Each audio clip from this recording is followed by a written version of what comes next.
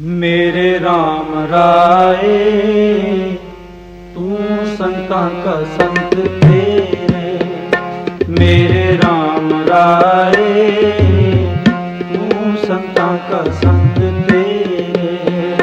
मेरे ਸੰਗਤ ਟੀਵੀ ਦੇ ਸਟੂਡੀਓ ਪੈਰਿਸ ਸ਼ੇਰੇ ਪੰਜਾਬ ਕੰਪਲੈਕਸ ਵਿੱਚੋਂ ਅੱਜ ਅਸੀਂ ਇੱਕ ਪ੍ਰੋਗਰਾਮ ਵਿਸ਼ੇਸ਼ ਆਪ ਜੀ ਲੈ ਕੇ ਹਾਜ਼ਰ ਹੋਏ ਹਾਂ ਔਰ ਇਸ ਵਿਸ਼ੇਸ਼ ਪ੍ਰੋਗਰਾਮ ਦੇ ਵਿੱਚ ਸਾਡੇ ਨਾਲ ਪੰਥ ਦੀ ਇੱਕ ਮਹਾਨ ਸ਼ਖਸੀਅਤ ਜਿਨ੍ਹਾਂ ਤੋਂ ਪੰਥ ਜਿਹੜਾ ਹੈ ਭਲੀ ਭਾਂਤ ਜਾਣੂ ਹੈ। ਸਾਰੀ ਦੁਨੀਆ ਦੇ ਵਿੱਚ ਜਿੱਥੇ ਜਿੱਥੇ ਵੀ ਲੋਕ ਸਿੱਖ ਲੋਕ ਵੱਸਦੇ ਹਨ ਉਹ ਸਾਰੇ ਦੇ ਸਾਰੇ ਭਾਈ ਰਾਮ ਸਿੰਘ ਜੀ ਦੀ ਸ਼ਖਸੀਅਤ ਬਾਰੇ ਬੜੇ ਅੱਛੀ ਤਰ੍ਹਾਂ ਜਾਣਦੇ ਹਨ, ਜੋ ਕਿ ਦਮਦਮੀ ਟਕਸਾਲ ਦੇ ਵਿੱਚ ਬੜਾ ਲੰਮਾ ਸਮਾਂ ਤੋਂ ਸੇਵਾ ਕਰ ਰਹੇ ਹਨ ਔਰ ਬੜਾ ਲੰਮਾ ਸਮਾਂ ਇਹਨਾਂ ਨੇ ਸੰਤ ਜਰਨੈਲ ਸਿੰਘ ਜੀ ਖਾਲਸਾ ਭਿੰਡਰਾਂ ਵਾਲੇ ਜਿਹੜੇ ਕਿ 20ਵੀਂ ਸਦੀ ਦੇ ਇੱਕ ਮਹਾਨ ਜਰਨੈਲ ਹੋਏ ਹਨ ਉਹਨਾਂ ਦੇ ਨਾਲ ਬਿਤਾਇਆ ਹੈ। ਸਾਡੀ ਖੁਸ਼ਕਿਸਮਤੀ ਹੈ ਕਿ ਭਾਈ ਸਾਹਿਬ ਜੀ ਅੱਜ ਸਾਡੇ ਨਾਲ ਇਸ ਸਟੂਡੀਓ ਵਿੱਚ ਹਾਜ਼ਰ ਹਨ। ਅਸੀਂ ਉਹਨਾਂ ਦਾ ਬਹੁਤ ਬਹੁਤ ਧੰਨਵਾਦ ਕਰਦੇ ਹਾਂ, ਖਾਸ ਕਰਕੇ ਪੈਰਿਸ ਪ੍ਰਾਂਤ ਦੀਆਂ ਸੰਗਤਾਂ ਵੱਲੋਂ। ਅਤੇ ਸਾਡੇ ਨਾਲ ਭਾਈ ਚੈਨ ਸਿੰਘ ਜੀ ਵੀ ਬੈਠੇ ਹਨ, ਸੋਹਲ ਜੀ ਵੀ ਬੈਠੇ ਹਨ ਅਤੇ ਅਸੀਂ ਇਸ ਸਟੂਡੀਓ ਵਿੱਚ ਆਉਣ ਦਾ ਸਾਰਿਆਂ ਦਾ ਧੰਨਵਾਦ ਕਰਦੇ ਹਾਂ ਅਤੇ ਫਤਿਹ ਬੁਲਾਉਂਦੇ ਹਾਂ ਜੀ। ਵਾਹਿਗੁਰੂ ਜੀ ਕਾ ਖਾਲਸਾ, ਵਾਹਿਗੁਰੂ ਜੀ ਕੀ ਫਤਿਹ। ਇਹਨਾਂ ਵਿਦਵਾਨਾਂ ਤੋਂ ਅਸੀਂ ਖਾਸ ਕਰਕੇ ਅੱਜ ਜਿਹੜੇ ਦੋ ਮੁੱਦੇ ਹਨ ਪੰਥ ਦੇ ਵਿੱਚ ਜਿਹੜੇ ਬਹੁਤ ਹੀ ਭਖਦੇ ਹਨ ਔਰ ਬਹੁਤ ਹੀ ਜ਼ਰੂਰੀ ਹਨ, ਜਿਹੜੇ ਕਿ ਪੰਥ ਦੇ ਹਰ ਜਿਹੜਾ ਮਨੁੱਖ ਹੈ ਉਹ 'ਤੇ ਲਾਗੂ ਵੀ ਹੁੰਦੇ ਹਨ ਔਰ ਉਹਨੂੰ ਇਹਨਾਂ ਮੁੱਦਿਆਂ ਤੋਂ ਸੁਚੇਤ ਵੀ ਰਹਿਣਾ ਚਾਹੀਦਾ ਤਾਂ ਕਿ ਇਹ ਜਿਹੜੇ ਮੁੱਦੇ ਹੈ ਪੰਥ ਦੀ ਜਿਹੜੀ ਰੀੜ੍ਹ ਦੀ ਹੱਡੀ ਹੈ ਕਿਉਂਕਿ ਉਹਨੂੰ ਟੱਚ ਕਰਦੇ ਹਨ। ਅਤੇ ਭਾਈ ਸਾਹਿਬ ਜੀ ਜਿਹੜੇ ਹਨ, ਜੇ ਮੈਂ ਝੂਠ ਨਾ ਬੋਲਾਂ ਅਤੇ ਕਿਸੇ ਗੱਲੋਂ ਘੱਟ ਨਹੀਂ, ਅੱਜ ਜੇ ਪੰਥ ਵਿੱਚ ਜਾਂ ਕੌਮ ਦੇ ਵਿੱਚ ਕਿਸੇ ਨੂੰ ਕੋਈ ਮਾੜੀ ਮੋਟੀ ਰੋਸ਼ਨੀ ਆਉਂਦੀ ਹੈ ਲੱਭਦੀ ਹੈ ਜਾਂ ਕੋਈ ਸੱਚ ਦੀ ਗੱਲ ਲੱਭਦੀ ਹੈ ਅਤੇ ਭਾਈ ਰਾਮ ਸਿੰਘ ਜੀ ਜਿਹੜੇ ਹਨ ਉਹਦੇ ਉੱਤੇ ਪਹਿਰਾ ਦਿੰਦੇ ਹਨ, ਉਹਦੇ ਉੱਤੇ ਖੜ੍ਹਦੇ ਹਨ ਔਰ ਉਹਦੇ ਉੱਤੇ ਪੂਰਾ ਤੁਰਦੇ ਹਨ, ਨਿਧੜਕ ਹੋ ਕੇ ਗੱਲ ਕਰਦੇ ਹਨ। ਸਾਨੂੰ ਮਾਣ ਹੈ ਇਹਨਾਂ 'ਤੇ। ਆਉਣ ਵਾਲੇ ਸਮੇਂ 'ਚ ਵਾਹਿਗੁਰੂ ਕਰੇ ਕਿ ਕੌਮ ਦੀ ਬਾਂਗ ਡੋਰ ਸੰਭਾਲਣ ਅਤੇ ਜਿਹੜੀ ਕੌਮ ਦੇ ਵਿੱਚ ਜਿੰਨੀਆਂ ਦੁੱਧਾਂ ਪਈਆਂ ਹਨ ਉਹ ਤੋਂ ਦੂਰ ਕੱਢ ਕੇ ਲੈ ਕੇ ਜਾਣ। ਅੱਜ ਅਸੀਂ ਭਾਈ ਸਾਹਿਬ ਤੋਂ ਜਿਹੜਾ ਇੱਕ ਬਹੁਤ ਹੀ ਮੁੱਦਾ ਨਵਾਂ ਉੱਭਰ ਕੇ ਆਇਆ ਹੈ, ਕਦੀ 2003 ਵਿੱਚ ਵੀ ਇਹ ਮੁੱਦਾ ਨਿਕਲਿਆ ਸੀਗਾ ਕਿ ਜਿਹੜਾ ਸਾਡਾ ਧੁਰਾ ਹੈ ਹਰਿਮੰਦਰ ਸਾਹਿਬ ਜਿਹਨੂੰ ਕਹਿੰਦੇ ਹਨ ਉਹਨੂੰ ਯੂਨੈਸਕੋ ਦੇ ਅੰਡਰ ਕਰਨ ਵਾਸਤੇ ਗੱਲਾਂ ਕੀਤੀਆਂ ਜਾਂਦੀਆਂ ਹਨ ਅਤੇ ਉਹ ਯੂਨੈਸਕੋ ਦੇ ਅੰਡਰ ਕਰਨ ਦਾ ਇੱਕ ਸਿਸਟਮ ਬਣਾਇਆ ਹੈ ਕਿ ਜਿਹੜੀ ਸੈਂਟਰ ਗੌਰਮੈਂਟ ਹੈ ਉਹ ਉੱਥੇ ਆਪਣੀ ਐਪਲੀਕੇਸ਼ਨ ਪਾ ਕੇ ਅਤੇ ਉਹ ਡਿਮਾਂਡ ਕਰਦੀ ਹੈ ਕਿ ਆਹ ਜਿਹੜੀਆਂ ਸਾਡੀਆਂ ਜਗ੍ਹਾ ਹਨ ਇਹਨੂੰ ਤੁਸੀਂ ਆਪਣੇ ਅੰਡਰ ਕਰ ਲਓ, ਜਿਹਦੇ ਵਿੱਚ ਆਮ ਤੌਰ 'ਤੇ ਤਾਂ ਉਹ ਜਗ੍ਹਾ ਆਉਂਦੀਆਂ ਹਨ ਜਿਹਦੀ ਕੋਈ ਸੇਵਾ ਸੰਭਾਲ ਨਾ ਹੋ ਸਕਦੀ ਹੋਵੇ। ਪਰ ਅਫਸੋਸ ਦੀ ਗੱਲ ਹੈ ਕਿ ਸਾਡੀ ਸਰਕਾਰ ਨੇ ਜੇ ਉਸ ਜਗ੍ਹਾ ਨੂੰ ਜਿੱਥੋਂ ਰੋਸ਼ਨੀ ਸਾਰੀ ਦੁਨੀਆ ਨੂੰ ਮਿਲਦੀ ਹੈ ਅਤੇ ਸਾਰੀ ਦੁਨੀਆ ਉੱਥੇ ਝੁਕਦੀ ਹੈ ਉਹਦਾ ਨਾਂ ਵੀ ਉਹਦੇ ਵਿੱਚ ਪਾਇਆ ਹੈ ਅਤੇ ਸਾਰੀ ਕੌਮ ਨੂੰ ਝੇੜਨ ਵਾਲੀ ਇਹ ਗੱਲ ਹੈ ਅਤੇ ਸਾਨੂੰ ਸਾਰਿਆਂ ਨੂੰ ਸੁਚੇਤ ਹੋਣਾ ਚਾਹੀਦਾ ਹੈ। ਅਸੀਂ ਭਾਈ ਸਾਹਿਬ ਤੋਂ ਜਾਣਨਾ ਚਾਹਾਂਗੇ ਕਿ ਕਿਹੜੇ ਤਰੀਕੇ ਨਾਲ ਅਸੀਂ ਉਹ ਤੋਂ ਬਚ ਸਕਦੇ ਹਾਂ ਅਤੇ ਜਿਹੜੇ ਸਾਡੇ ਪੰਜਾਬ ਦੇ ਵਿੱਚ ਰਹਿ ਰਹੇ ਹਨ ਬੁੱਧੀਜੀਵ ਉਹ ਇਹਦੇ ਬਾਰੇ ਕੀ ਸੋਚਦੇ ਹਨ। ਭਾਈ ਸਾਹਿਬ ਜੀ, ਤੁਸੀਂ ਜਿਹੜੀ ਸਾਡੀਆਂ ਸੰਗਤਾਂ ਹਨ ਸੰਗਤ ਟੀਵੀ 'ਤੇ ਤੁਸੀਂ ਆਪਣੇ ਜੋ ਵੀ ਵਿਚਾਰ ਦੇਣੇ ਚਾਹੁੰਦੇ ਤੁਸੀਂ ਦਿਓ। ਪਹਿਲੋਂ ਤਾਂ ਮੈਂ ਸੰਗਤ ਟੀਵੀ ਦੇ ਸਮੂਹ ਸਰੋਤਿਆਂ ਨੂੰ, ਇਸ ਚੈਨਲ ਦੇ ਵੀਰਾਂ ਨੂੰ ਜੋ ਸਿੱਖੀ ਦੀ ਸੇਵਾ ਕਰ ਰਹੇ ਜੇ, ਤੁਹਾਡਾ ਸਾਰਿਆਂ ਦਾ ਬਹੁਤ ਬਹੁਤ ਧੰਨਵਾਦ ਕਰਦਾ।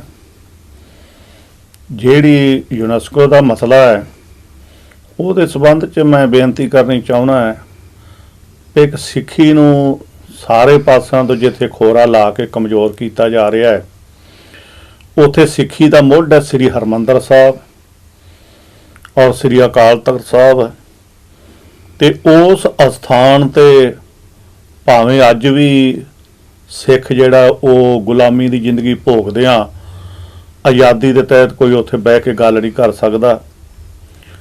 ਅੱਜ ਵੀ ਭਾਜਪਾ ਦਾ ਜਾਂ RSS ਦਾ ਕਬਜ਼ਾ ਉੱਥੇ ਆਪਾਂ ਕਹਿ ਸਕਦੇ ਹਾਂ।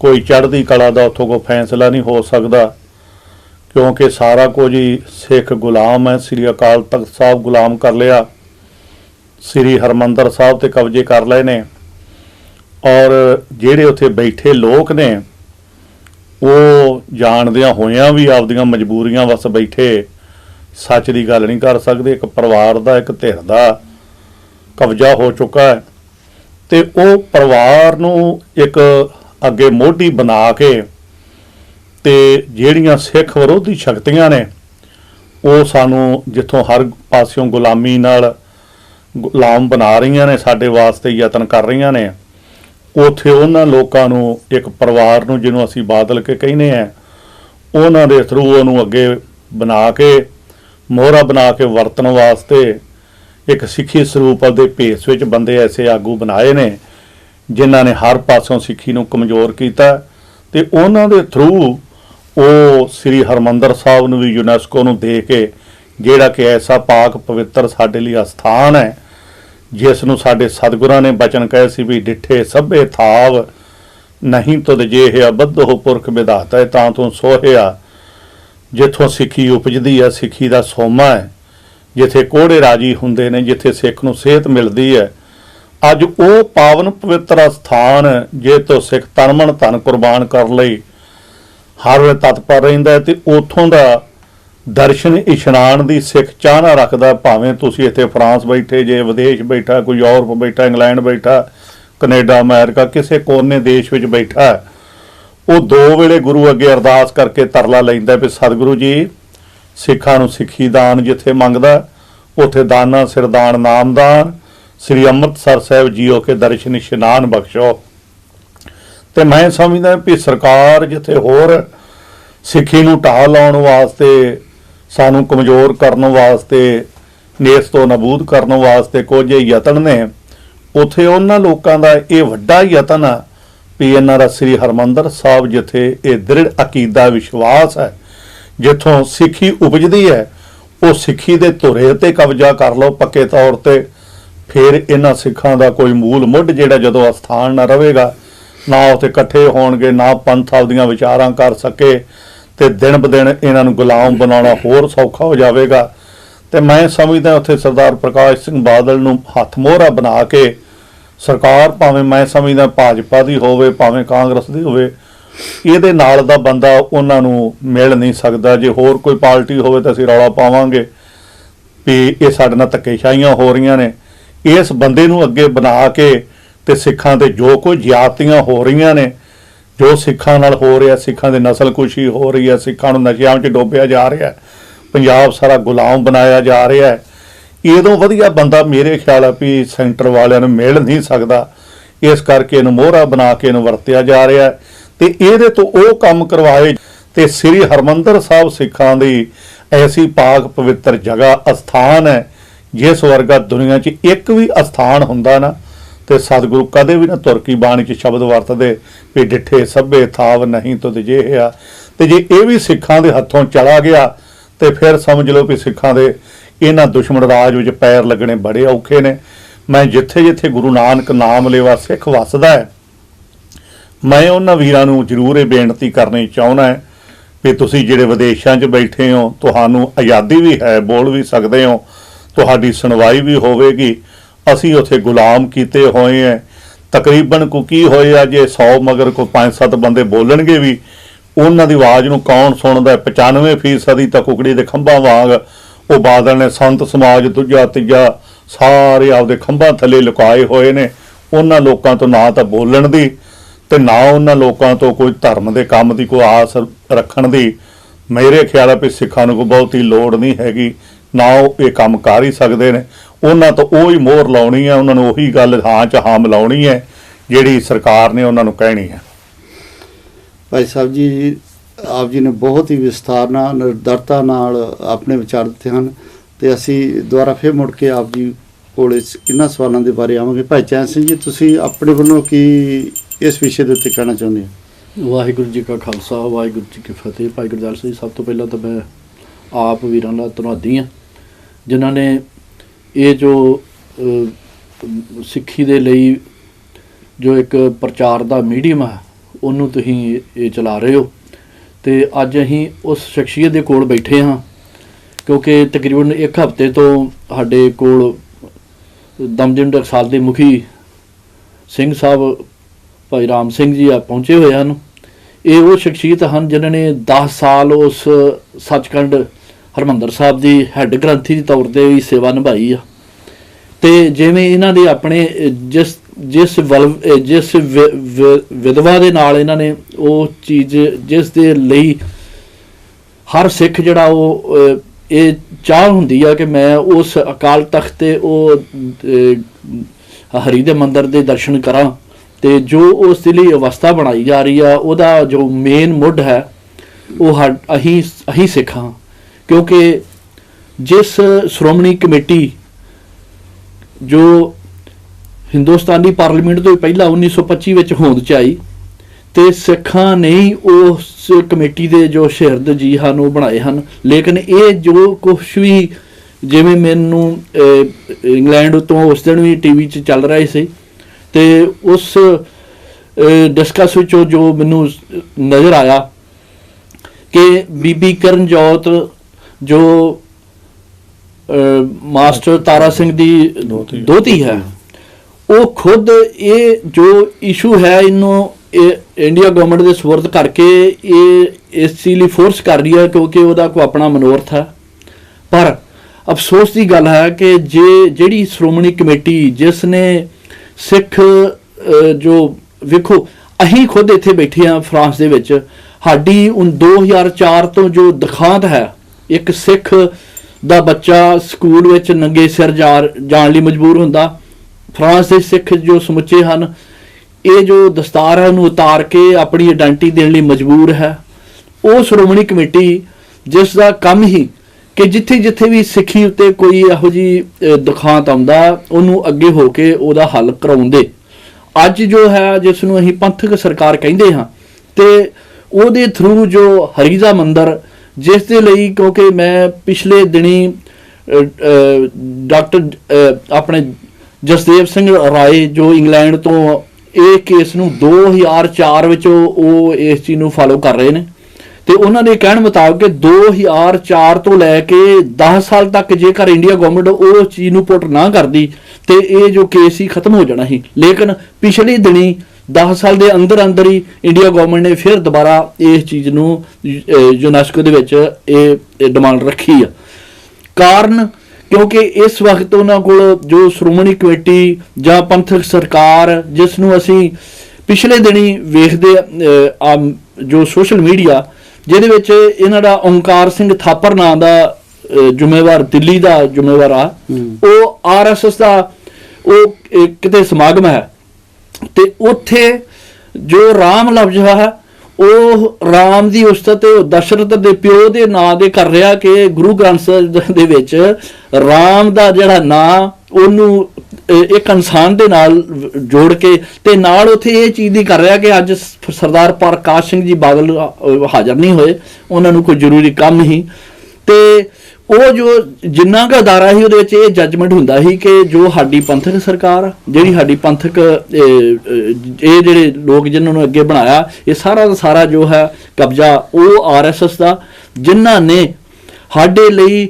1978 ਤੋਂ ਲੈ ਕੇ ਕੋਈ ਵੀ ਇਹੋ ਜਿਹਾ ਸੁੱਖ ਦਾ ਸਰਕਲ ਨਹੀਂ ਕੀਤਾ ਜੋ ਅੱਜ ਵੀ ਸਾਹਮਣੇ ਨਜ਼ਰ ਆ ਰਿਹਾ। ਸੋ ਇਹ ਜਿਹੜੀਆਂ ਕੋਸ਼ਿਸ਼ਾਂ ਨੇ, ਜੇਕਰ ਬਾਹਰ ਵਿਦੇਸ਼ ਬੈਠਾ ਸਿੱਖ ਇਸ ਚੀਜ਼ ਤੋਂ ਚਿੰਤਤ ਹੈ, ਪਰ ਜਿਹੜੀ ਸਿਚੁਏਸ਼ਨ ਇਸ ਵੇਲੇ ਬਣ ਕੇ ਆ ਰਹੀ ਆ, ਜਿਵੇਂ ਆਪ ਪੰਜਾਬ ਦੀ ਸਿਚੁਏਸ਼ਨ ਨੂੰ ਜਾਣਦੇ ਹੋ, ਉਹਦੇ ਵਿੱਚ ਖਾਸ ਕਰਕੇ ਇਹ ਬਾਦਲ ਪਰਿਵਾਰ ਤੇ ਜੋ ਸਾਡੀ ਸ਼੍ਰੋਮਣੀ ਕਮੇਟੀ ਆ ਉਹ ਜ਼ਿੰਮੇਵਾਰ ਨੇ। ਸੋ ਇਹਦੇ ਵਿੱਚ ਇਹ ਚੀਜ਼ ਨਹੀਂ ਕਿ ਇਕੱਲੀ ਹਿੰਦੁਸਤਾਨੀ ਸਰਕਾਰ ਹੀ, ਉਹਦੇ ਵਿੱਚ ਜੋ ਤੁਹਾਡੇ ਉੱਥੋਂ ਦੇ ਪੰਥਕ ਇਹ ਸੋਚ ਵਾਲੇ ਜੀ ਆ ਇਹਨਾਂ ਦਾ ਵੀ ਮਿਲੀ ਭੁਗਤੀ ਆ, ਕਿਉਂਕਿ ਜੇ ਇਹ ਚਾਹਣ ਤੇ ਉਹ ਜਿਹੜਾ ਮਸਲਾ ਵਾ ਉਹਨੂੰ ਇਹ ਹੱਲ ਕਰਵਾ ਸਕਦੇ ਆ। ਭਾਈ ਚੈਨ ਸਿੰਘ ਜੀ ਉਹਨਾਂ ਨੇ ਆਪਣੇ ਵਿਚਾਰ ਦਿੱਤੇ ਹਨ, ਤੇ ਸਾਡੇ ਨਾਲ ਪਰਮਜੀਤ ਸਿੰਘ ਜੀ ਸੋਲ ਬੈਠੇ ਹਨ। ਆਪਾਂ ਇਸੇ ਵਿਸ਼ੇ ਦੇ ਉੱਤੇ ਹੀ ਉਹਨਾਂ ਨਾਲ ਗੱਲ ਕਰਾਂਗੇ ਕਿਉਂਕਿ ਇਹ ਬਹੁਤ ਹੀ ਗੰਭੀਰ ਮਸਲਾ ਹੈ ਜਿਹਦੇ ਉੱਤੇ ਵਿਚਾਰ ਕਰਨੀ ਸਾਡੇ ਹਰ ਸਿੱਖ ਦਾ ਫਰਜ਼ ਬਣਦਾ ਹੈ, ਚਾਹੇ ਉਹ ਬੀਬੀ ਹੋਵੇ ਤੇ ਚਾਹੇ ਉਹ ਮਰਦ ਹੋਵੇ। ਖਾਸ ਕਰਕੇ ਨੌਜਵਾਨ ਪੀੜ੍ਹੀ ਦਾ ਉਹਨਾਂ ਨੂੰ ਵੀ ਇਸ ਵਿਸ਼ੇ ਬਾਰੇ ਬਹੁਤ ਸੋਚਣਾ ਚਾਹੀਦਾ ਹੈ, ਉਹ ਇੰਡੀਆ ਵਿੱਚ ਬੈਠਿਆਂ ਨੂੰ ਵੀ ਤੇ ਬਾਹਰ ਵਿੱਚ ਬੈਠਿਆਂ ਨੂੰ। ਤੇ ਪਰਮਜੀਤ ਸੋਲ ਜੀ ਕਾਫੀ ਸੁਲਝੇ ਹੋਏ ਇਨਸਾਨ ਹਨ। ਪਰਮਜੀਤ ਜੀ, ਤੁਸੀਂ ਇਸ ਵਿਸ਼ੇ ਦੇ ਬਾਰੇ ਆਪਣੇ ਕੀ ਵਿਚਾਰ ਦੇਣੇ ਚਾਹੁੰਦੇ ਹੋ? ਸਭ ਤੋਂ ਪਹਿਲਾਂ ਮੈਂ ਸਮੁੱਚੀ ਸੰਗਤ ਟੀਵੀ ਦੀ ਟੀਮ ਔਰ ਤੇ ਸਰੋਤਿਆਂ ਨੂੰ ਫਤਿਹ ਬੁਲਾਉਂਦਾ ਹਾਂ। ਵਾਹਿਗੁਰੂ ਜੀ ਕਾ ਖਾਲਸਾ, ਵਾਹਿਗੁਰੂ ਜੀ ਕੀ ਫਤਿਹ। ਇਹ ਜੋ ਵਿਸ਼ਾ ਹੈ ਭਾਈ ਗੁਰਦਿਆਲ ਸਿੰਘ ਜੀ, ਕਾਫੀ ਜੋ ਸਾਡਾ ਮੀਡੀਆ ਹੈ, ਸੰਗਤ ਟੀਵੀ ਹੈ ਜਾਂ ਹੋਰ ਚੈਨਲ ਹਨ, ਸਾਰਿਆਂ ਨੇ ਕਾਫੀ ਗੰਭੀਰਤਾ ਨਾਲ ਬਾਹਰ ਵਿਸ਼ਾ ਲਿਆ। ਉਹ ਤਾਂ ਹੈ ਵੀ ਬੜਾ ਗੰਭੀਰ ਹੈ, ਕਿਉਂਕਿ ਇਹ ਇੱਕ ਬੜੀ ਹੀ ਸੋਚੀ ਸਮਝੀ ਸਾਜ਼ਿਸ਼ ਹੈ ਜੋ RSS ਦੀ, ਹਿੰਦੂ ਸਾਮਰਾਜ ਦੀ। ਜਿਸ ਤਰ੍ਹਾਂ ਕਿ ਇਹਨਾਂ ਨੇ ਬੁੱਧ ਧਰਮ ਨੂੰ ਹੜੱਪਿਆ ਹੈ, ਇਹ ਕੋਸ਼ਿਸ਼ ਕਰ ਰਹੇ ਹਨ ਕਿ ਸਿੱਖ ਧਰਮ ਨੂੰ ਵੀ ਉਸੇ ਤਰ੍ਹਾਂ ਹੜੱਪਿਆ ਜਾਵੇ। ਕਿਉਂਕਿ ਸਿੱਖ ਧਰਮ ਦੇ ਵਿੱਚ ਜਿਹੜੀ ਹੈ ਕਿ ਸਾਡੇ ਹਰਿਮੰਦਰ ਸਾਹਿਬ ਦੇ ਦਰਬਾਰ ਸਾਹਿਬ, ਇਹਦੀ ਬਹੁਤ ਮਹਾਨਤਾ ਹੈ। ਹਰ ਸਿੱਖ ਦੇ ਮਨ ਦੇ ਵਿੱਚ ਬੜਾ ਚਾਹ ਹੈ, ਜਿੱਦਾਂ ਕਿ ਸਿੰਘ ਸਾਹਿਬ ਉਹਨਾਂ ਨੇ ਦੱਸਿਆ ਹੈ, ਚਾਹੇ ਸਿੱਖ ਉਹ ਫਰਾਂਸ ਵਿੱਚ ਹੈ, ਚਾਹੇ ਯੂਰਪ ਦੇ ਕਿਸੇ ਵੀ ਕੋਨੇ ਵਿੱਚ ਹੈ, ਉਹਦੀ ਤਾਂਘ ਹੈ ਕਿ ਉਹ ਜਾ ਕੇ ਦਰਬਾਰ ਸਾਹਿਬ ਆਪਣੇ ਦਰਸ਼ਨ ਕਰੇ ਖੁੱਲ੍ਹ ਦਿਲੀ ਦੇ ਨਾਲ, ਆਜ਼ਾਦੀ ਦੇ ਨਾਲ। ਤੇ ਉੱਥੇ ਬਿਲਕੁਲ ਸਾਥ ਹੀ ਸਾਨੂੰ ਪਤਾ ਹੈ ਕਿ ਅਕਾਲ ਤਖਤ ਸਾਹਿਬ ਹੈ, ਜਿਹਦੀ ਕਿ ਮਹਾਨਤਾ ਬਹੁਤ ਜ਼ਿਆਦਾ। ਸਤਿਗੁਰੂ 6ਵੇਂ ਪਾਤਸ਼ਾਹ ਜੀ ਨੇ ਜਦੋਂ ਅਕਾਲ ਸਾਹਿਬ ਦੀ ਸਿਰਜਣਾ ਕੀਤੀ, ਉਸ ਵੇਲੇ ਮੁਗਲ ਸਾਮਰਾਜ ਦਾ ਬਹੁਤ ਬੋਲਬਾਲਾ ਸੀ ਤੇ ਗੁਲਾਮ ਸੀਗੀ, ਸਾਰਾ ਹਿੰਦੁਸਤਾਨ ਮੁਗਲਾਂ ਦੇ ਗੁਲਾਮ ਸੀ। ਉਹਨਾਂ ਨੇ ਇੱਕ ਪ੍ਰਤੀਕ ਅਕਾਲ ਤਖਤ ਦੀ ਸਿਰਜਣਾ ਕਰਕੇ ਇੱਕ ਸੰਦੇਸ਼ ਦਿੱਤਾ ਸੀ ਕਿ ਸਾਡਾ ਜੋ ਸਿੱਖ ਹੈ, ਸਾਡਾ ਅਕਾਲ ਤਖਤ ਸਾਹਿਬ ਕਿਸੇ ਦੇ ਗੁਲਾਮ ਨਹੀਂ, ਆਜ਼ਾਦ ਹੈ। ਪਰ ਅੱਜ ਜੋ ਸਾਜ਼ਿਸ਼ ਕੀਤੀ ਜਾ ਰਹੀ ਹੈ ਕਿ ਇਹਨੂੰ ਯੂਨੈਸਕੋ ਦੇ ਅਧੀਨ ਕਰਕੇ ਦਰਬਾਰ ਸਾਹਿਬ ਨੂੰ, ਜਦ ਦਰਬਾਰ ਸਾਹਿਬ ਯੂਨੈਸਕੋ ਦੇ ਅਧੀਨ ਹੋਏਗਾ ਤਾਂ ਅਕਾਲ ਤਖਤ ਸਾਹਿਬ ਵਿੱਚ ਹੈ, ਅਕਾਲ ਤਖਤ ਆਟੋਮੈਟਿਕ ਹੋ ਜਾਏਗਾ। ਕਿਉਂਕਿ ਉਹਦੇ ਵਿੱਚ ਫਿਰ ਕਈ, ਮੈਂ ਸੁਣ ਰਿਹਾ ਸੀ ਟੀਵੀ ਦੇ ਉੱਤੇ ਬੁੱਧੀਜੀਵਾਂ ਦੇ ਕਾਫੀ ਵਿਚਾਰ ਕਿ ਕੀ ਸਾਨੂੰ ਇਹਦੇ ਨੁਕਸਾਨ ਹੋਣਗੇ। ਔਰ ਨੁਕਸਾਨ ਵੇਖ ਕੇ ਜਦੋਂ ਉਹਨਾਂ ਦੇ ਵਿਚਾਰ ਸੁਣੇ, ਅਸੀਂ ਤੇ ਇੰਨੇ ਵਿਦਵਾਨ ਨਹੀਂ, ਲੇਕਿਨ ਉਹਨਾਂ ਵਿਦਵਾਨਾਂ ਦੇ ਹਿਸਟੋਰੀਅਨ ਦੇ ਜੋ ਵਿਚਾਰ ਸੁਣੇ ਤੇ ਬੜਾ ਮਨ ਨੂੰ ਲੱਗਾ ਕਿ ਤੇ ਫਿਰ ਬਹੁਤ ਹੀ, ਅਸੀਂ ਤੇ ਬਿਲਕੁਲ ਹੀ ਗੁਲਾਮ ਹੋ ਜਾਵਾਂਗੇ। ਅਸੀਂ ਦਰਬਾਰ ਸਾਹਿਬ ਦੇ ਵਿੱਚ ਅਕਾਲ ਤਖਤ ਸਾਹਿਬ ਤੇ ਜਦੋਂ ਸਾਡੇ ਜਿਹੜਾ ਸਰਵਉੱਚ ਅਦਾਲਤ ਹੈ, ਉਹਦੇ ਵਿੱਚ ਆਜ਼ਾਦੀ ਦੇ ਨਾਲ ਕੋਈ ਫੈਸਲੇ ਲੈਣ ਵਾਸਤੇ ਵੀ ਸਾਡੇ ਵਾਸਤੇ ਉੱਤੇ ਕੁੰਡਾ ਹੋ ਜਾਏਗਾ, ਸੈਂਟਰ ਦਾ ਔਰ ਯੂਨੈਸਕੋ ਦਾ। ਸੈਂਟਰ ਸਰਕਾਰ, ਯੂਨੈਸਕੋ ਦੇ ਵਿੱਚ ਸੈਂਟਰ ਸਰਕਾਰ ਜਿਹੜੀ ਸਾਰਾ ਹਰ ਜਿਹੜਾ ਉਹਦਾ ਇੰਟਰਫੇਅਰ ਹੋ ਜਾਏਗਾ ਸਾਡੇ ਦਰਬਾਰ ਸਾਹਿਬ ਅਕਾਲ ਤਖਤ ਸਾਹਿਬ ਤੇ। ਅਸੀਂ ਮਤਲਬ ਇਹ ਸਾਡੇ ਤੇ ਬਹੁਤ ਵੱਡੀ ਸਾਜ਼ਿਸ਼ ਹੈ ਕਿ ਸਿੱਖਾਂ ਨੂੰ ਕਿਵੇਂ ਇਹਨਾਂ ਨੂੰ ਗੁਲਾਮ ਰੱਖਣਾ ਹੈ, ਗੁਲਾਮ ਬਣਾ ਕੇ ਰੱਖਣਾ। ਸਿੱਖ ਕਦੇ ਵੀ ਆਜ਼ਾਦੀ, ਆਪਣੇ ਆਜ਼ਾਦੀ ਬਾਰੇ ਸੋਚ ਨਾ ਸਕਣ। ਤੇ ਸਾਡੀਆਂ ਜਿਹੜੀਆਂ ਸਰਕਾਰਾਂ ਹਨ, ਜੋ ਪੰਥਕ ਸਰਕਾਰਾਂ ਹਨ, ਜਿਵੇਂ ਕਿ ਸਿੰਘ ਸਾਹਿਬ ਉਹਨਾਂ ਦੱਸਿਆ ਹੈ ਕਿ ਇੱਕ ਪਰਿਵਾਰ ਦਾ ਕਬਜ਼ਾ ਹੈ ਉੱਥੇ, ਤੇ ਉਹ ਪਰਿਵਾਰ ਬਿਲਕੁਲ ਹੀ ਆਪਣੀ ਜ਼ਮੀਰ ਤੋਂ ਗਿਰਿਆ ਪਰਿਵਾਰ ਹੈ, ਜਿਹੜਾ ਕਿ ਸਾਰੀ ਸਿੱਖ ਨੂੰ ਵੇਚਣਾ ਚਾਹੁੰਦਾ ਹੈ ਆਪਣੇ ਨਿੱਜੀ ਸਵਾਰਥਾਂ ਵਾਸਤੇ, ਆਪਣੀਆਂ ਕੁਰਸੀਆਂ ਵਾਸਤੇ। ਬੜਾ ਇਤਿਹਾਸ ਹੈ ਸਿੱਖਾਂ ਦਾ, ਜੋ ਪੁਰਾਣਾ ਅਸੀਂ ਦੇਖਿਆ ਹੈ ਅਕਾਲ ਤਖਤ ਸਾਹਿਬ ਦਾ। ਬੜੇ ਜਿਨ੍ਹਾਂ ਨੇ, ਜਦੋਂ ਕਿ ਨਵਾਬੀਆਂ ਵੀ ਆਈਆਂ ਨੇ ਤੇ ਸਿੰਘਾਂ ਨੇ ਜੁੱਤੀ ਦੀ ਨੋਕ ਨਾਲ ਟਕਰਾਈਆਂ, ਲੇਕਿਨ ਅੱਜ ਜੋ ਬੜਾ ਭਿਆਨਕ ਸਮਾਂ ਹੈ ਨਾ, ਲੋਕਾਂ ਨੇ ਛੋਟੇ ਲਾਲਚਾਂ ਵਿੱਚ ਆਣ ਕੇ ਸਿੱਖ ਕੌਮ ਨੂੰ ਗੁਲਾਮ ਬਣਾਈ ਜਾ ਰਹੇ ਹਨ। ਸੋ ਅਸੀਂ ਧੰਨਵਾਦ ਕਰਦੇ ਹਾਂ ਚੈਨਲਾਂ ਦਾ, ਬਾਹਰ ਬੈਠੇ ਚੈਨਲਾਂ, ਜਿਨ੍ਹਾਂ ਨੇ ਕਿ ਬਹੁਤ ਅਵੇਅਰਨੈਸ ਲਿਆਂਦੀ ਹੈ ਇਸ ਮਸਲੇ ਦੇ, ਇਸ ਗੰਭੀਰ ਮਸਲੇ ਦੇ ਉੱਤੇ। ਔਰ ਕਾਫੀ ਕੁਝ ਹੋਇਆ, ਉਹਦੇ ਵਿੱਚ ਕੁਝ ਰੋਕਾਂ ਵੀ ਲੱਗੀਆਂ ਹਨ, ਡਿਲੇ ਹੋਇਆ ਹੈ। ਤੇ ਅਸੀਂ ਸਾਰੇ ਹੀ ਸੰਗਤ ਨੂੰ, ਸਾਰੇ ਹੀ ਸਿੱਖਾਂ ਨੂੰ ਇਹ ਕਹਿੰਦੇ ਹਾਂ ਕਿ ਇਹਦੇ ਬਾਰੇ ਵਿਚਾਰ ਕਰੋ, ਸੋਚੋ। ਬੁੱਧੀਜੀਵਨ ਨੂੰ ਕਹਿੰਦੇ ਹਾਂ ਖੁੱਲ੍ਹ ਕੇ ਆਓ, ਜੋ ਸਾਡੇ ਇਹਦੇ ਨੁਕਸਾਨ ਹੋਣ ਜਾ ਰਹੇ ਹਨ, ਇਹਨਾਂ ਤੋਂ ਕੌਮ ਨੂੰ ਬਚਾਇਆ ਜਾ ਸਕੇ। ਪਰਮਜੀਤ ਸਿੰਘ ਉਹਨਾਂ ਨੇ ਆਪਣੇ ਇਸ ਵਿਸ਼ੇ ਦੇ ਉੱਤੇ ਵਿਚਾਰ ਦਿੱਤੇ ਹਨ। ਤੇ ਇਹ ਜਿਹੜਾ ਸਿਸਟਮ ਹੈ ਯੂਨੈਸਕੋ ਦਾ, ਇਹਦੇ ਵਿੱਚ ਜਿਹੜੀ ਉੱਥੇ ਦੀ ਸੈਂਟਰ ਸਰਕਾਰ ਹੁੰਦੀ ਆ, 2 ਉਹਦੇ ਨੁਮਾਇੰਦੇ ਹੁੰਦੇ ਆ, 4 ਜਿਹੜੇ ਆ ਯੂਨੈਸਕੋ ਦੇ ਨੁਮਾਇੰਦੇ ਹੁੰਦੇ ਆ, ਇੱਕ ਉੱਥੇ ਦਾ DC ਹੁੰਦਾ, ਤੇ 2 ਨੁਮਾਇੰਦੇ ਜਿਹੜੇ ਆ ਉੱਥੇ ਦੀ ਜਿਹੜੀ ਪ੍ਰਬੰਧਕ ਕਮੇਟੀ ਆ ਉਹਦੇ ਵੱਲੋਂ ਪਾਏ ਜਾਂਦੇ ਆ। ਇਹ ਇੱਕ ਟੀਮ ਬਣਾਈ ਜਾਂਦੀ ਆ, ਪਰ ਉਹਦੇ ਉੱਤੇ ਜਿਹੜਾ ਪੂਰਨ ਤੌਰ ਤੇ ਗਲਬਾ ਹੁੰਦਾ ਆ ਉਹ ਸਾਰੇ ਦਾ ਸਾਰਾ ਯੂਨੈਸਕੋ ਦਾ ਹੀ ਹੁੰਦਾ ਆ। ਪਰ ਯੂਨੈਸਕੋ ਨੇ ਜੋ ਵੀ ਗੱਲ ਕਰਨੀ ਆ ਉਹ ਸੈਂਟਰ ਗਵਰਨਮੈਂਟ ਦੇ ਥਰੂ ਕਰਨੀ ਆ, ਜੋ ਸੈਂਟਰ ਗਵਰਨਮੈਂਟ ਚਾਹੂਗੀ ਉਹੀ ਉੱਥੇ ਹੁੰਦਾ। ਇਹ ਇੱਕ ਇੱਕ ਐਸੀ ਸਿਸਟਮ ਬਣਾਇਆ ਕਿ ਸਾਰੀ ਦੁਨੀਆ ਨੂੰ ਆਪਣੇ ਕਬਜ਼ੇ ਵਿੱਚ ਕਿੱਦਾਂ ਲੈਣਾ। ਪਰ ਇਹ ਸਿਸਟਮ ਜਿਹੜਾ ਆਮ ਤੌਰ ਤੇ ਉੱਥੇ ਲਾਗੂ ਹੁੰਦਾ ਆ ਜਿਹਦਾ ਕੋਈ ਵਾਲੀ ਵਾਰਸ ਨਾ ਹੋਵੇ, ਜਿਹੜੀ ਜਗ੍ਹਾ ਦਾ ਕੋਈ ਵਾਲੀ ਵਾਰਸ ਨਾ ਬਣੇ। ਉਹ ਪੁਰਾਣੀ ਇਤਿਹਾਸ ਨੂੰ ਸਾਂਭਣ ਵਾਸਤੇ ਉਹ ਜਿਹੜੀ ਆ ਯੂਨੈਸਕੋ ਇਹ ਕੰਮ ਕਰਦੀ ਆ। ਪਰ ਅਫਸੋਸ ਦੀ ਗੱਲ ਹੈ ਕਿ ਸਾਡੀ ਗਿਰੀ ਹੋਈ ਜ਼ਮੀਰ ਨੇ, ਜਿਨ੍ਹਾਂ ਦੀਆਂ ਜ਼ਮੀਰਾਂ ਜਿਹੜੀਆਂ ਵਿਕੀਆਂ ਹੋਈਆਂ ਤੇ ਗਿਰੀਆਂ ਹੋਈਆਂ, ਉਹਨਾਂ ਲੋਕਾਂ ਨੇ ਪਤਾ ਨਹੀਂ ਕਿਹੜੇ ਤਰੀਕੇ ਨਾਲ ਸੋਚ ਕੇ ਇਹ ਜਿਹੜਾ ਹਰਿਮੰਦਰ ਸਾਹਿਬ ਦਾ ਨਾਂ ਆ ਉਸ ਲਿਸਟ ਦੇ ਵਿੱਚ ਪਾਇਆ। ਤੇ ਉਸ ਲਿਸਟ ਵਿੱਚੋਂ ਕੱਢਣਾ ਉਦੋਂ ਬਹੁਤ ਜ਼ਿਆਦਾ ਔਖਾ ਆ। ਜਦੋਂ 2003 ਵਿੱਚ ਕੀਤੀ ਸੀ ਗੱਲ, ਤੇ ਬਹੁਤ ਸਾਰੇ ਬਾਹਰਲੇ ਲੋਕਾਂ ਨੇ, ਜਿਨ੍ਹਾਂ ਨੂੰ ਮਾੜਾ ਮੋਟਾ ਗਿਆਨ ਸੀਗਾ, ਉਹਨਾਂ ਨੇ ਉਹਦੀ ਮੁਖਾਲਫਤ ਕਰਕੇ ਤੇ ਉਹਨੂੰ ਸਟਾਪ ਲਾ ਦਿੱਤਾ ਸੀ। ਪਰ ਹੁਣ ਫਿਰ ਜਿਹੜਾ ਆਪਣੀ ਹਿੰਦੁਸਤਾਨ ਦੀ ਸੈਂਟਰੀ ਸਰਕਾਰ ਆ, ਉਹਨਾਂ ਨੇ ਦੁਬਾਰਾ ਫਿਰ ਇਸ ਮੁੱਦੇ ਨੂੰ ਉੱਥੇ ਲਿਆਂਦਾ। ਤੇ ਉਹ ਮੁੱਦਾ ਜਿਹੜਾ ਉਸ ਲਿਸਟ ਦੇ ਵਿੱਚ ਹਰਿਮੰਦਰ ਸਾਹਿਬ ਦੀ ਜਿਹੜੀ ਸੀਗੀ ਉਹ 5ਵੀਂ 6ਵੀਂ ਜਗ੍ਹਾ ਦੇ ਉੱਤੇ ਸੀਗਾ ਕਿ ਉਹਨਾਂ ਨੇ ਜਦੋਂ ਕਮਿਸ਼ਨ ਬੈਠਣਾ ਆ ਅਕਤੂਬਰ ਦੇ ਵਿੱਚ, ਉਹਦੇ ਵਿੱਚ ਉਹਨਾਂ ਨੇ ਫੈਸਲਾ ਲੈਣਾ ਸੀਗਾ। ਪਰ ਗੁਰੂ ਮਹਾਰਾਜ ਨੇ ਬਖਸ਼ਿਸ਼ ਕੀਤੀ ਹੈ ਕਿ ਕੁਝ ਸਿੰਘਾਂ ਨੇ ਆਪਣਾ ਉਪਰਾਲਾ ਕਰਕੇ ਟੈਲੀਵਿਜ਼ਨਾਂ ਦੇ ਉੱਤੇ ਆਪਣੀ ਆਵਾਜ਼ ਉਠਾਈ ਤੇ ਕੁਝ ਐਪਲੀਕੇਸ਼ਨਾਂ ਉੱਥੇ ਪਾਈਆਂ, ਟੈਲੀਫੋਨ ਕੀਤੇ, ਤੇ ਉਪਰਾਲੇ ਦੇ ਨਾਲ ਹੁਣ ਉਹ ਜਿਹੜੀ ਜਗ੍ਹਾ ਆ 100 ਤੋਂ ਪਿੱਛੇ ਚੱਲ ਗਈ ਆ। ਪਰ ਸਿੱਖਾਂ ਨੂੰ, ਸਾਨੂੰ ਸਾਰਿਆਂ ਨੂੰ ਜ਼ੋਰ ਲਾਉਣਾ ਚਾਹੀਦਾ, ਜਿਹੜੇ ਜਿੱਥੇ ਵੀ ਅਸੀਂ ਬੈਠੇ ਆ, ਕਿ ਉਹ ਜਿਹੜੀ ਉਸ ਲਿਸਟ ਦੇ ਵਿੱਚੋਂ ਹਰਿਮੰਦਰ ਸਾਹਿਬ ਦਾ ਨਾਂ ਜਿਹੜਾ ਪੂਰਨ ਤੌਰ ਤੇ ਅਤੇ ਹਮੇਸ਼ਾ ਵਾਸਤੇ ਪਿੱਛੇ ਜਾਣਾ ਚਾਹੀਦਾ, ਗਾਇਬ ਹੋਣਾ ਚਾਹੀਦਾ, ਉਸ ਲਿਸਟ ਵਿੱਚ ਆਉਣਾ ਹੀ ਚਾਹੀਦਾ, ਕਿਉਂਕਿ ਉਹਦੇ ਵਾਰਸ ਜਿਹੜੀ ਕੌਮ ਆ ਜਿੰਦਾ ਆ ਔਰ ਜਿੰਦਾ ਰਹੇਗੀ। ਜਦੋਂ ਤੱਕ ਦੁਨੀਆ ਰਹੇਗੀ ਉਨੀ ਦੇਰ ਤੱਕ ਇਹ ਜਿਹੜੀ ਕੌਮ ਵੀ ਜਿੰਦਾ ਰਹੇ, ਕਿਉਂਕਿ ਖਾਲਸਾ ਅਕਾਲ ਪੁਰਖ ਕੀ ਫੌਜ, ਪ੍ਰਗਟਿਓ ਖਾਲਸਾ ਪਰਮਾਤਮਾ ਕੀ ਮੌਜ। ਇਹ ਪਰਮਾਤਮਾ ਦੀ ਮੌਜ ਨਾਲ ਇਹ ਕੌਮ ਬਣੀ ਆ, ਤੇ ਇਹ ਕੌਮ ਦਾ ਧੁਰਾ ਆ ਜਿੱਥੋਂ ਰੋਸ਼ਨੀ ਲੈ ਕੇ ਜਿਹੜੇ ਅਬਦਾਲੀ ਵਰਗਿਆਂ ਨੇ ਵੀ ਇਹ ਸੋਚਿਆ ਵੀ ਜਿਹੜੇ ਸਿੱਖ ਘੋੜਿਆਂ ਦੀ ਕਾਠੀਆਂ ਰਹਿੰਦੇ ਆ ਤੇ ਉਹਨਾਂ ਨੂੰ ਕਿਸੇ ਤਰੀਕੇ ਨਾਲ ਖਤਮ ਕਰਤਾ ਜਾਵੇ, ਕੌਮ ਨੂੰ ਕਿਸੇ ਤਰ੍ਹਾਂ ਧਰਤੀ ਤੋਂ ਖਤਮ ਕਰਤਾ ਜਾਵੇ। ਪਰ ਇਹ ਹਰਿਮੰਦਰ ਸਾਹਿਬ ਤੋਂ ਰੋਸ਼ਨੀ ਲੈ ਕੇ, ਤਾਕਤ ਲੈ ਕੇ ਫਿਰ ਜਿੰਦੇ ਹੁੰਦੇ ਹਨ। ਇਹ ਉਸੇ ਦੀ ਸਾਰੀ ਇੱਕ ਕੜੀ ਹੈ।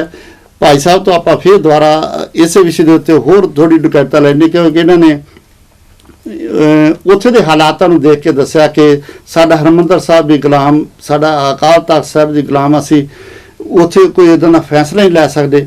ਪਰ ਇਸ ਸਥਿਤੀ ਦੇ ਵਿੱਚ, ਇਸ ਹਾਲਤ ਦੇ ਵਿੱਚ ਕੌਮ ਨੂੰ ਕੀ ਕਰਨਾ ਚਾਹੀਦਾ, ਅਸੀਂ ਕਿੱਧਰ ਨੂੰ ਜਾਈਏ? ਸਾਨੂੰ ਕੋਈ ਉਹਦੇ ਬਾਰੇ ਕੋਈ ਰਸਤਾ ਦੱਸੋ, ਕਿ ਸਾਨੂੰ ਉੱਥੇ ਦੇ ਹਾਲਾਤਾਂ ਬਾਰੇ ਲੰਮਾ ਚੌੜਾ ਪਤਾ ਨਹੀਂ।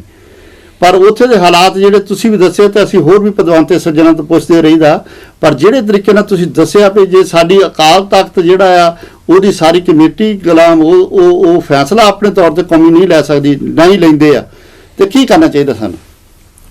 84 ਦੇ ਸ੍ਰੀ ਹਰਿਮੰਦਰ ਸਾਹਿਬ, ਸ੍ਰੀ ਅਕਾਲ ਤਖਤ ਸਾਹਿਬ ਤੇ ਹੋਏ ਹਮਲੇ ਦੇ ਉਸ ਦਿਹਾੜੇ ਨੂੰ ਮਨਾਉਣ ਵਾਸਤੇ ਜੇ ਉੱਥੇ ਸਿੱਖ ਭਾਈਚਾਰਾ ਗਿਣਤੀ 'ਚ ਉੱਥੇ ਸ੍ਰੀ ਅਕਾਲ ਤਖਤ ਸਾਹਿਬ ਤੇ ਪਹੁੰਚਦਾ, ਤੇ ਤੁਸੀਂ ਪਿਛਲੇ ਸਾਲ ਜੋ ਕੁਝ ਉੱਥੇ ਵੇਖਿਆ, ਹਾਂਜੀ, ਉਹ ਤੁਹਾਡੇ ਸਾਹਮਣੇ ਸਾਰੇ ਮੀਡੀਆ ਨੇ ਉਸ ਗੱਲ ਨੂੰ ਉਛਾਲਿਆ। ਜ਼ਿਆਦਾ ਜਿੱਥੇ ਅਸੀਂ ਬੈਠ ਕੇ ਉਸ ਪਾਵਨ ਪਵਿੱਤਰ ਸਥਾਨ ਤੇ ਆਪਣੇ ਕੋਈ ਫੈਸਲੇ ਲੈਣੇ ਨੇ, ਤੇ ਜੇ ਉੱਥੇ ਸਰਕਾਰ ਦਾ ਹੀ ਕਬਜ਼ਾ ਹੋ ਗਿਆ, ਜੇ ਸ੍ਰੀ ਹਰਿਮੰਦਰ ਸਾਹਿਬ ਹੀ ਉਹਨਾਂ ਦੇ ਕਬਜ਼ੇ 'ਚ ਆ ਗਿਆ, ਤੇ ਮੇਰੇ ਖਿਆਲ ਹੈ ਵੀ ਇਹ ਸਿੱਖੀ ਨੂੰ ਬਹੁਤ ਵੱਡਾ ਚੈਲੰਜ ਆ, ਤੇ ਇਹ ਖਤਰਨਾਕ ਸਿੱਖਾਂ ਵਾਸਤੇ ਮੋੜ ਆ। ਮੈਂ ਵਿਦੇਸ਼ਾਂ ਦੇ ਬੈਠੇ ਸਿੱਖ ਨੂੰ ਇੱਕ ਜ਼ਰੂਰ ਬੇਨਤੀ ਕਰਦਾ, ਜਿਵੇਂ ਮੈਂ ਪਹਿਲਾਂ ਦੱਸਿਆ ਸੀ ਵੀ ਸਾਡੇ ਲੋਕਾਂ ਦੀ ਉੱਥੇ ਸੁਣਵਾਈ ਹੈ ਨਹੀਂ, ਕਿਉਂਕਿ ਬਹੁ ਗਿਣਤੀ ਜਿਹੜੀ ਹੈ ਉਹ ਇੰਨੀ ਲਾਲਚਵਸ ਹੋ ਕੇ, ਮੈਂ ਕਈ ਵਾਰ ਹੈਰਾਨ ਵੀ ਹੁੰਦਾ, ਜਿਹੜੀਆਂ ਜਥੇਬੰਦੀਆਂ ਅਸੀਂ ਸੰਘਰਸ਼ ਲੜਿਆ ਵੀ, ਪਰਿਵਾਰ ਵੀ ਲੇਖੇ ਲਾਏ, ਜੇਲ੍ਹਾਂ ਵੀ ਕੱਟੀਆਂ ਜਥੇਬੰਦੀਆਂ ਨੇ, ਅੱਜ ਸਮੁੱਚੇ ਰੂਪ 'ਚ ਸਾਰੀਆਂ ਖਾਲਕੂ 13 ਜਾਂ ਜਥੇਬੰਦੀਆਂ ਜਿਹੜੀਆਂ ਨੇ, ਉਹਨਾਂ 'ਚੋਂ ਤਕਰੀਬਨ 100 ਚੋਂ 95% ਹੀ ਐਸੀਆਂ ਉਹ ਗੁਲਾਮ ਬਣ ਚੁੱਕੀਆਂ, ਤੇ ਉਹ ਅਸਲੀ ਨਿਸ਼ਾਨੇ ਤੋਂ ਥਿੜਕ ਚੁੱਕੀਆਂ ਨੇ। ਉਹਦੇ ਵਾਸਤੇ ਮੈਂ ਵਿਦੇਸ਼ ਦੀ ਸੰਗਤ ਨੂੰ ਬੇਨਤੀ ਕਰਨੀ ਚਾਹੁੰਦਾ ਵੀ ਤੁਸੀਂ ਇੱਕ ਕੌਮ ਵਾਸਤੇ ਖਤਰੇ ਦਾ ਬਿਗਲ ਆ, ਜੇ ਅਸੀਂ ਨਾ ਇਸ ਸਮੇਂ ਨੂੰ ਸੰਭਾਲਿਆ, ਜੇ ਤੁਹਾਡਾ ਸ੍ਰੀ ਹਰਿਮੰਦਰ ਸਾਹਿਬ ਗੁਲਾਮ ਹੋ ਗਿਆ, ਤੇ ਸਮਝ ਲਓ ਵੀ ਸਿੱਖੀ ਨੂੰ ਬਹੁਤ ਵੱਡਾ ਖਤਰਾ ਹੈ। ਜਿਹੜੇ ਅੱਗੇ ਵੀ ਖਤਰਿਆਂ ਵਿੱਚ ਅਸੀਂ ਜੂਝ ਰਹੇ ਹਾਂ, ਉੱਥੇ ਪੰਜਾਬ ਜਿਹੜਾ ਨਸ਼ਿਆਂ ਦਾ ਦਰਿਆ ਵਗਾਏ ਜਾ ਰਹੇ ਨੇ, ਜਵਾਨੀ ਜਿਹੜੀ ਨਪੁੰਸਕ ਕੀਤੀ ਜਾ ਰਹੀ ਹੈ, ਘਰ ਘਰ ਨਸ਼ੇ ਨੇ, ਔਰ ਲੋਕ ਇਸ ਗੱਲ ਤੋਂ ਦੁਖੀ ਨੇ, ਉਹ ਸਾਰੀ ਇੱਕ ਕੜੀ ਤਹਿਤ ਹੋ ਰਿਹਾ। ਹੋਰ ਬਾਕੀ ਹਿੰਦੁਸਤਾਨ ਵਸਦਾ ਹੈ, ਜੇ ਉੱਥੇ ਨਸ਼ੇ ਨਹੀਂ ਤੇ ਪੰਜਾਬ ਨੂੰ ਕਿਉਂ ਨਸ਼ਿਆਂ ਦੀ ਦਲਦਲ 'ਚ ਧੱਕਿਆ ਜਾ ਰਿਹਾ ਹੈ? ਅੱਜ ਵੇਖੋ ਕਿਸੇ ਧਰਮ ਨੂੰ ਉੱਥੇ ਖਤਰਾ ਨਹੀਂ, 10 ਦਿਨ ਨਹੀਂ ਪੈਂਦੇ ਤੁਹਾਡੇ ਗੁਰੂ ਗ੍ਰੰਥ ਸਾਹਿਬ ਦਾ ਕਿਤੇ ਨਾ ਕਿਤੇ ਕੋਈ ਨਾ ਕੋਈ ਬੇਅਦਬੀ, ਕੋਈ ਨਾ ਕੋਈ ਐਸਾ ਕੁਝ ਯਤਨ ਕਿਉਂ ਕੀਤਾ ਜਾਂਦਾ ਹੈ? ਜੇ ਹਿੰਦੁਸਤਾਨ 'ਚ ਬਾਕੀ ਧਰਮਾਂ ਨੂੰ ਖਤਰਾ ਨਹੀਂ, ਤੇ ਪੰਜਾਬ ਕਿੱਡਾ ਕੁ ਪੰਜਾਬ ਆ, ਉਹਦੇ ਵਿੱਚ ਕੋਈ ਨਾ ਕੋਈ ਕੋਈ ਹਰਕਤ ਸ਼ਰਾਰਤੀ ਅਨਸਰਾਂ ਵੱਲੋਂ ਕਰਵਾਈ ਜਾਂਦੀ ਹੈ। ਜੇ ਕੋਈ ਸਿੱਖ ਬੋਲਦਾ ਹੈ, ਉਹਨਾਂ ਨੂੰ ਗੋਲੀਆਂ ਦਾ ਨਿਸ਼ਾਨਾ ਬਣਾਇਆ ਜਾ ਰਿਹਾ, ਫੜ ਕੇ ਜੇਲ੍ਹਾਂ 'ਚ ਦਿੱਤਾ ਜਾਂਦਾ ਹੈ। ਦੂਜੇ ਬੰਨੇ ਜੇ ਇਹਨਾਂ ਦੇ ਹੁਣ ਵੇਖੋ ਵੀ ਉਹ ਜਿਹੜਾ ਸਲਮਾਨ ਖਾਨ, ਮੈਂ ਕਿਸੇ ਦੀ ਵਿਰੋਧਤਾ ਨਹੀਂ ਕਰਦਾ, ਉਹਨੂੰ 5 ਸਾਲ ਦੀ ਸਜ਼ਾ, ਹੁਣ ਸਾਰਾ ਹਿੰਦੁਸਤਾਨ ਪਿੱਟੀ ਜਾਂਦਾ, ਉਹਨੂੰ ਜੀ ਮਾਫ ਕਰ ਦੇਣੀ ਚਾਹੀਦੀ ਹੈ, ਉਹਨੂੰ ਸਜ਼ਾ ਮਾਫ ਕਰਨ। 25 ਸਾਲ ਤੋਂ ਸਾਡੇ ਵੀਰ ਜੇਲ੍ਹਾਂ 'ਚ ਬੈਠੇ ਨੇ, ਕੋਈ ਆਵਾਜ਼ ਨਹੀਂ, ਕੋਈ ਸੁਣਵਾਈ ਨਹੀਂ, ਕੋਈ ਕੁਛ ਨਹੀਂ। ਪੰਥਕ ਸਰਕਾਰ ਜਿਹਨੂੰ ਅਸੀਂ ਕਹਿੰਦੇ ਹਾਂ 5 ਸਾਲ ਪਹਿਲੋਂ ਬਣੀ, 5 ਸਾਲ ਹੁਣ ਲੰਘਦੇ ਜਾ ਰਹੇ ਨੇ, ਆ 2 ਸਾਲ ਰਹਿ ਗਏ ਨੇ। ਤੁਸੀਂ ਮੈਨੂੰ ਦੱਸੋ ਵੀ ਇਹਨਾਂ 8 ਸਾਲਾਂ 'ਚ ਕੀ ਪ੍ਰਾਪਤੀ ਪੰਥਕ ਸਰਕਾਰ ਨੇ ਕੀਤੀ ਹੈ? ਜਿੰਨੀ ਗੁਲਾਮੀ, ਜਿੰਨਾ ਮੇਰੇ ਖਿਆਲ ਨੁਕਸਾਨ ਇਹਨਾਂ 8 ਸਾਲਾਂ ਵਿੱਚ ਸਾਡਾ ਹੋਇਆ ਹੈ ਨਾ, ਕੌਮਾਂ ਉਦੋਂ ਮਰਦੀਆਂ ਨੇ ਜਦੋਂ ਕੌਮਾਂ ਦੇ ਇਤਿਹਾਸ, ਕੌਮਾਂ ਦੀਆਂ ਮਾਣ ਮਰਿਆਦਾ ਤੇ ਸੱਟ ਵੱਜਦੀ ਹੈ। ਤੁਸੀਂ ਮੈਨੂੰ ਦੱਸੋ ਵੀ ਪੰਜਾਬ 'ਚ ਸਿੱਖਾਂ ਦੀ ਮਾਣ ਮਰਿਆਦਾ ਵਾਲੀ ਗੱਲ ਰਹੀ ਕਿੱਥੇ ਆ? ਸਾਰੇ ਕੰਮਾਂ 'ਚ, ਹਰ ਕੰਮ 'ਚ ਸਾਨੂੰ ਜਿਹੜਾ ਉਹ ਪਿੱਛੇ ਸਿੱਟਿਆ ਗਿਆ। ਇੰਨਾ ਨੁਕਸਾਨ ਤਾਂ ਮੇਰੇ ਖਿਆਲ ਵਿਰੋਧੀ ਸਰਕਾਰਾਂ ਵੀ ਨਹੀਂ, ਜਿਹਨੂੰ ਅਸੀਂ ਵਿਰੋਧ ਦੁਸ਼ਮਣ ਕਹਿੰਦੇ ਆ, ਉਹਨਾਂ ਸਰਕਾਰਾਂ ਨੇ ਵੀ ਨੁਕਸਾਨ ਨਹੀਂ ਕੀਤਾ ਜਿੰਨਾ ਆਪਣਿਆਂ ਤੋਂ ਅੱਜ ਕਰਵਾਇਆ ਜਾ ਰਿਹਾ ਹੈ। ਮੈਂ ਬਾਹਰਲੇ ਸਿੱਖਾਂ ਨੂੰ ਪੁਰਜ਼ੋਰ ਬੇਨਤੀ ਕਰਦਾ ਵੀ ਤੁਸੀਂ ਜਾਗੋ, ਕੋਈ ਹੰਬਲਾ ਮਾਰੋ, ਵਿਚਾਰ ਆਪਣੀਆਂ ਆਵਾਜ਼ਾਂ ਉਠਾਓ ਤੇ ਉਥੋਂ ਜਿਹੜੇ ਪੰਜਾਬ ਦਾ ਸਿੱਖ ਵਸਦਾ ਹੈ, ਜਾਂ ਪੰਜਾਬ ਦੇ ਪਵਿੱਤਰ ਅਸਥਾਨ ਨੇ, ਸਾਡੀ ਰੀੜ੍ਹ ਦੀ ਹੱਡੀ ਨੇ, ਉਹਨਾਂ ਪਵਿੱਤਰ ਅਸਥਾਨਾਂ ਦੀ ਜਿਹੜੀ ਆਜ਼ਾਦੀ ਹੈ ਉਹ ਬਰਕਰਾਰ ਰਹਿ ਸਕੇ। ਭਾਈ ਸਾਹਿਬ ਜੀ ਨੇ ਬਹੁਤ ਹੀ ਵਿਸਤਾਰ ਨਾਲ ਔਰ ਦੁਖੀ ਹਿਰਦੇ ਨਾਲ ਆਪਣੇ ਵਿਚਾਰ ਸਾਨੂੰ ਦੱਸਿਆ ਨਾ। ਅਸੀਂ ਤਾਂ ਆਪਣੀ ਥਾਂ ਤੇ ਇੱਥੇ ਮਜਬੂਰ ਪ੍ਰਦੇਸ਼ਾਂ ਵਿੱਚ ਦੁਖੀ ਹਾਂ, ਪਰ ਇਹ ਭਾਈ ਸਾਹਿਬ ਜਿਨ੍ਹਾਂ ਨੇ ਹਰਿਮੰਦਰ ਸਾਹਿਬ ਦੀ ਇੰਨੀ ਸੇਵਾ ਕੀਤੀ, ਅਕਾਲ ਤਖ਼ਤ ਸਾਹਿਬ ਦੀ ਇੰਨੀ ਸੇਵਾ ਕੀਤੀ, ਦਮਦਮੀ ਟਕਸਾਲ ਵਿੱਚ ਇੰਨੀ ਸੇਵਾ ਕੀਤੀ, ਭਾਵ ਕਹਿਣ ਤੋਂ ਕਿ ਜਿਹੜੇ ਐਸੇ ਗੁਰਸਿੱਖਾਂ ਦੇ ਨਾਲ ਵਿਚਰਦੇ ਰਹੇ, ਜੇ ਉਹ ਆਪਣੇ ਦੁਖੀ ਹਿਰਦੇ ਤੋਂ ਕੌਮ ਦੀ ਹਾਲਾਤ ਇਸ ਤਰੀਕੇ ਨਾਲ ਦੱਸ ਰਹੇ ਹਨ, ਤੇ ਸਾਡੀ ਆਪ ਵੱਖਰੀ ਕੌਮ ਦਾ ਜਾਂ ਆਮ ਕੌਮ ਦਾ ਜਾਂ ਆਮ ਲੋਕਾਂ ਦਾ ਕੀ ਹਾਲ ਹੋਵੇਗਾ, ਕਿੰਨਾ ਦੁੱਖ ਹੁੰਦਾ ਹੋਵੇਗਾ ਜਿਹੜੇ ਕੌਮ ਨੂੰ, ਪੰਥ ਨੂੰ ਪਿਆਰ ਕਰਦੇ ਹਨ।